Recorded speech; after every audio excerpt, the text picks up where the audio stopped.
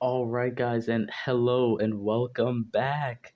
All right, guys, I surprisingly managed to get a new tablet so soon.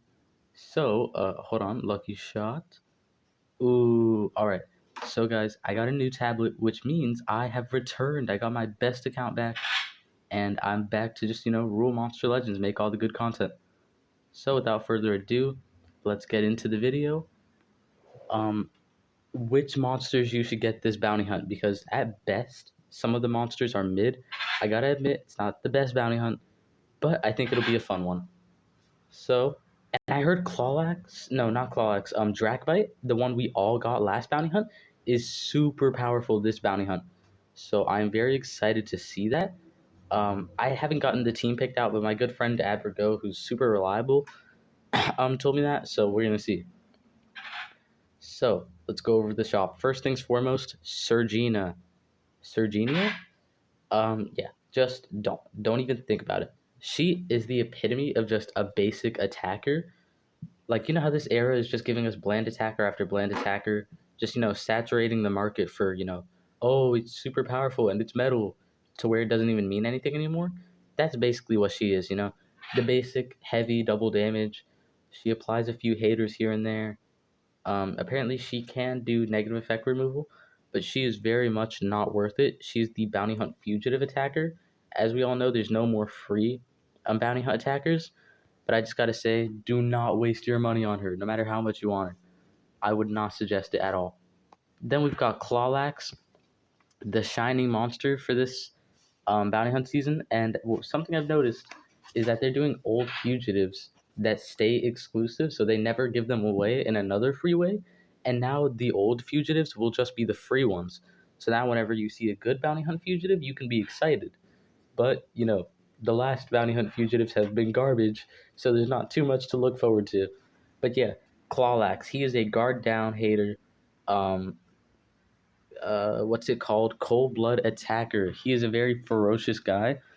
He's a galactic era with fire and thunder. He's super powerful just because of that cold blood, which means you can bypass taunt and mega taunt, so you can attack anyone. He's got strong AoE, strong singles. I don't think he does too much damage, but with his high stats, with his great relics you can put on, because the galactic era is just full of amazing relics. I think you're really gonna enjoy this guy. I'm just a great monster. I gotta say, I'm happy to bounty hunt for him, but it's the rest of them. Whoa! This has to be the shortest bounty hunt I've ever seen. So I gotta say, he's kind of where the good ends. Then we've got the Nephil Slayer. In fact, another bounty hunt attacker from the Galactic era. Seems like they love throwing them around. Um, he was mostly known for being an undead hater, life steal, Bane, bleeding. Like, he would do massive with Bane. He would do very heavy with life steal. It was all basic stuff, though. He had fear, which as a denial on an attacker, I always love, but he didn't do it with an AoE or anything.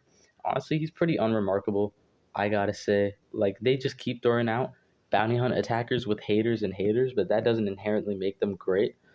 So personally, I would get him maybe at rank 3. Let's check out his trait. Where does he get that hater? Because it might come in handy soon. Um, doo doo doo. Galactic era, dark, scroll, and the Nephil Slayer. Let's see what his trait is. It's got tough, gravedigger, undead, and then random elemental. Alright, so that's better than I thought it was. It's really weird the way it's separated though, because he has 4 traits, but you have to get him to rank 5 to get that last one, instead of being like one. Like, I rank 2, you usually get a trait. No, I rank 1, you usually get a trait. Then rank 3, rank 4, rank 5. But this one, it's 1, 3, 5. And, that kind of formats how they started doing it in the future. But yeah, just wanted to mention that. So yeah, I don't know. I really can't advertise him as good. Like Drakbite, this guy is literally just a watered down version of Drakbite without cold blood. And without cold blood, these bounty hunt attackers would not be powerful. You would not care about Drakbite if he didn't have cold blood. So honestly, get Nephil Slayer. He's definitely the second best on this list after Klawlax. But that's like a very far second. Then we've got Obliteron. He is an artifact attacker. He's got some precision to his whole team moves when he's an artifact, which doesn't make any sense. But what I knew him for was just heavy damage output. Like he has like a massive metal, then he has a normal AoE. Honestly, he's not even better than Hydrorian or Captain Copperbeard. If you have either of them, just get this guy for collection purposes. He is not replacing any of your artifact attackers before because he's not even special with how he does it. He has some guard down some days, but as a gimmick, that's really bad. I would have rather him have some dots or like if he would have been a stun attacker, I would have loved that. But sadly, there's not too much to write home about.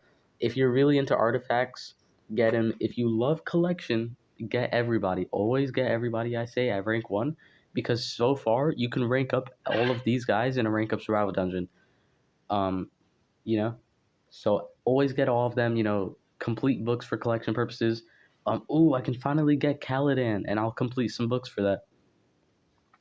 So then you've got another artifact who is actually better, Flashirion.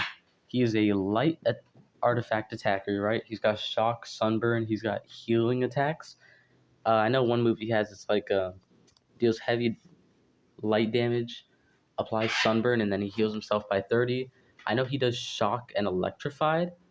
He also has some electrified, though it doesn't show here. He was like one of the first with the gimmick. He does a lot of shot, like light and thunder attacks, which makes a lot of sense given his given him his design and stuff like that. But I think he's really good. He's honestly kind of worth it. I'd say he's at least better than Obliteron or Oblit. Let me read this. Obliteron. Okay, you know what? I'm just gonna call him Cannon Man. Then we've got yet another mechanical attacker. How many mechanical attackers are we getting this bounty on? Teddy Wave. He has Pierce, he has Shock and Purr, which sound good on paper, but he's actually super unusable. He's way too outdated and stuff like that. Honestly, get him for collection purposes. I really hate to say it, but he's just so outdated. There's so many better people in all of his categories. He's just really hard to even try to use. Plus, he's just like all those other monsters who are super good when their stats are high, but the second their stats are outdated, they're pretty worthless. Like he did super low damage output. People were like, it's Blossom era stats. It's high for now, but look at it now. Blossom era stats are considered low, and now with low stats and low damage output, not even high damage output, there's not even a shot for him in the meta. So get him for collection purposes. And then the last two are kind of tied for bad. Um, Although Gothram will go last. Then you want to get Caladan. Caladan, I hate to say it, but he's actually pretty good. I used to know this one guy who simped Caladan so hard on the Monster Legends competitive wiki. Um, so he does have access to Bleed Hater. He can give himself double damage with the death countdown. He has pretty hefty metal damage output, which is super neat in this meta. But at the end of the day, he is a dark meta monster. No, he's a dark monster, which instantly puts him under light monsters. He'll get destroyed in any meta match. He's got super old stats, bro. Like, Blossom era monsters are old. This guy is below the Blossom era. It's crazy how stats are starting to become so relevant. Before you could just kind of use anyone that was really good. Now it's getting super, risky to use any old monsters because you try and fight Oxygen with like a Doomsday era monster, you're doing no damage. Like you really got to be careful on that now. But yeah, I think that's the quickest bounty hunt shop review I've ever done.